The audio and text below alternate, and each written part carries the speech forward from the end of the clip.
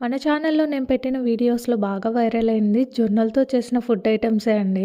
జొన్న రొట్టె, తర్వాత జొన్న కుడుములు.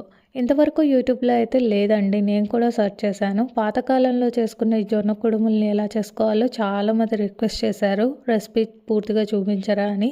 సో, వాళ్ళ కోసమే ఈ వీడియో అనమాట. జొన్నలైతే మీరు ఎన్ని కావాలో అన్ని వాష్ చేసి బాగా ఎండలో ఎండబెట్టేసేయండి.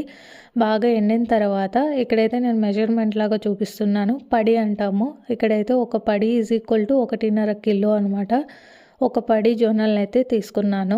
తర్వాత ఇందులోకి రైస్ కుక్కర్‌కి వచ్చే మెజరింగ్ కప్‌తో ఒక గ్లాసు కంది బ్యాళ్ళైతే యాడ్ చేసుకోవాలి. ఇవి యాడ్ చేసుకున్న తర్వాత 2 టేబుల్ స్పూన్ల జీలకర్ర, 1 టేబుల్ స్పూన్ ఆవాలు, గుప్పెడి ఎండు కరివేపాకును కూడా వేసుకొని పిండిని బరకగా గిన్నె పట్టించుకోవాలి. ఈ పిండిని మనము 2 నుండి 3 నెలల వరకు ఎయిర్‌టైట్ కంటైనర్‌లో పెట్టుకొని స్టోర్ చేసుకోవచ్చు. అండ్ రెసిపీ ఎలా చేసుకోవాలన్నది నెక్స్ట్ వీడియోలో వస్తుంది. వీడియో నచ్చితే like and subscribe. Thank you.